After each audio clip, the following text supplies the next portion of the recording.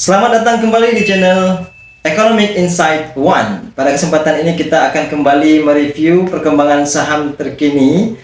Ini adalah video terkait edukasi saham khususnya bagi kawan-kawan pemula, supaya kita lebih berhati-hati, supaya menjadi bahan pertimbangan kita menjadi investor. Ya, awal-awal menjadi investor kecil, kemudian menengah sampai dengan investor besar. Ya, barangkali bagi teman-teman yang baru terjun ke dunia saham, mungkin tidak sebaik bagaimana kita nonton video-video yang lain ya. Video-video orang yang kaya dari saham dan sebagainya, ternyata waktu dijalani tidak semudah membalikkan telapak tangan. Tapi video-video ini, video-video yang kita buat dan video-video sebelumnya, kalau kalian tonton, itu pasti akan memberikan wawasan yang lebih cepat ya, dibanding kalian harus mengarungi banyak pengalaman sebagai investor pemula. Judulnya sangat menarik, yaitu bagaimana cara kita menganalisis saham ya saat pasar sedang panik ya. Bagaimana kita cara menganalisis ya membeli saham saat kemudian pasar sedang dalam kondisi panik sebagaimana sekarang ini ya. Ini menjadi tambahan ilmu kepada kita semua agar kami dan tim tetap semangat untuk membuat video-video terbaru terkait perkembangan saham.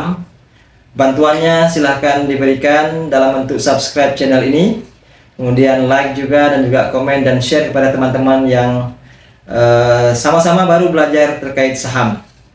Nah, belakangan ini langsung saja banyak investor yang merasa cemas karena IHSG mengalami tekanan yang cukup besar ya. Portofolio yang sebelumnya hijau sekarang berubah merah, dan merahnya itu bukan satu hari tapi berhari-hari. Bahkan tidak sedikit investor yang mulai bertanya apakah ini saatnya jual semua saham, atau apakah pasar modal Indonesia sedang tidak baik-baik saja. Namun tahukah Anda bahwa dalam sejarah pasar modal justru banyak investor yang sukses lahir dari pasar yang sedang mengalami penurunan tajam seperti ini. Ketika mayoritas investor panik dan menjual sahamnya, investor yang memahami cara menganalisis saham justru mencari peluang baru ya, menganalisis satu persatu saham yang diprediksikan akan mengalami kenaikan. Pada video kali ini kita akan membahas bagaimana cara menemukan saham yang bagus saat IHSG sedang runtuh seperti sekarang ini. Indikator apa saja yang perlu diperhatikan, dan bagaimana membedakan saham yang layak dibeli dan saham yang sebaiknya kita hindari untuk kita beli. Nonton video ini ya sampai dengan selesai, karena bagian akhir biasanya bagian yang sangat penting untuk kita pahami bersama. Bagian 1, jangan langsung lihat harga saham. Kesalahan terbesar investor pemula saat turun pasar, saat lihat ke pasar, yaitu adalah langsung tertarik pada harga yang murah-murah ya, yang lagi jatuh mendalam. Mereka pikir bahwa saham ini turun 50% berarti murah. Padahal belum tentu. Saham yang turun 50% bisa saja mahal jika kinerja perusahaan juga ikut memburuk. Kalau kinerja perusahaan itu memburuk, maka harga yang turun 50% pun bisa turun lagi lebih daripada 50%. Nah, karena itu langkah pertama bukan melihat harga sahamnya, melainkan melihat kualitas perusahaannya. Saat IHSG turun, saham-saham berkualitas biasanya ikut terkoreksi karena sentimen pasar, bukan karena bisnisnya rusak. Inilah yang disebut sebagai diskon karena kepanikan pasar. Nah, ini kesempatan baru ya bagi investor pemula. Ini kondisi panik tapi perusahaan itu masih eksis. Nah, itu peluang besar. Investor legendaris ya seperti Warren Buffett itu bahkan pernah mengatakan bahwa pasar saham adalah tempat memindahkan uang dari orang yang tidak sabar kepada orang yang sabar. Ya. Intinya adalah ya sabarlah.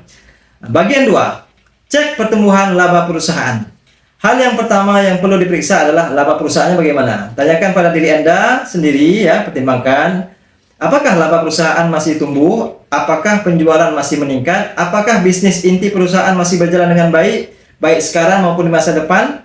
Jika jawabannya ya, maka penurunan harga saham mungkin hanya karena kondisi pasar yang sedang panik. Sebagai contoh, perusahaan perbankan besar, telekomunikasi, energi, dan konsumer sering kali tetap menghasilkan keuntungan yang stabil meskipun pasar saham sedang bergejolak. Karena itu fokuslah pada perusahaan yang memiliki pertumbuhan labanya positif, pendapatan yang stabil, arus kas yang sehat, dividen yang diberikan kepada investor juga konsisten. Jika perusahaan terus naik sementara harga saham turun, maka bisa jadi saham tersebut sedang berada pada evaluasi yang menarik. Baik, bagian 3, perhatikan utang perusahaan. Saat kondisi ekonomi tidak menentu, perusahaan dengan utang besar biasanya lebih rentan mengalami masalah karena utangnya dia besar. Karena itu investor perlu melihat rasio utang perusahaan. Semakin tinggi utang, maka semakin besar risiko ketika suku bunga tinggi atau kondisi bisnis melemah. Sebaliknya, perusahaan yang memiliki kas besar dan utang terkendali biasanya lebih mampu bertahan menghadapi krisis. Bayangkan ada 2 perusahaan. Perusahaan pertama dia memiliki utang 50 triliun, perusahaan kedua hanya 5 triliun dengan kas yang kuat. Ketika ekonomi melambat, perusahaan kedua tentu memiliki peluang bertahan yang lebih besar. Karena itu jangan hanya melihat harga sahamnya murah, tapi juga kesehatan keuangan perusahaan itu bagaimana. Next, bagian keempat, cari saham pemimpin di sektornya. Masing-masing saham itu kan ada saham besarnya, saham pimpinannya di bank perbankan ya. Kemudian di bagian kesehatan dan lain-lain sebagainya, itu ada pimpinannya. Saat pasar turun, fokuslah pada perusahaan yang menjadi pimpinan industri. Biasanya perusahaan seperti ini memiliki pangsa pasar yang besar, merek yang kuat, jaringan distribusi luas, kemampuan menghasilkan laba yang konsisten. Mengapa ini penting? Karena kondisi ekonomi membaik, nantinya perusahaan pemimpin sektor biasanya menjadi yang pertama pulih dan kembali tumbuh. Ya, bisa dilihat ya, kira-kira dari penjelasan yang kita berikan tadi. Kira-kira kalau perusahaan itu memang pemimpinnya, nah itu kemungkinan kalau dia nanti ekonomi membaik, itu paling cepat akan kembali. Investor institusi besar juga cenderung kembali masuk ke dalam saham-saham unggulan seperti dulu dibanding saham lapis 3 ya, lapis 2, lapis 3, lapis 4 yang akan kita bahas di video berikutnya. Yang fundamentalnya itu lemah. Oleh karena itu prioritaskan saham yang memiliki kualitas bisnis terbaik ya, pimpinan saham lah seperti itu. Bagian 5, gunakan valuasi untuk menentukan harga yang wajar. Banyak investor membeli saham hanya karena harga turun, padahal yang lebih penting adalah mengetahui apakah saham tersebut sudah berada di bawah nilai wajar.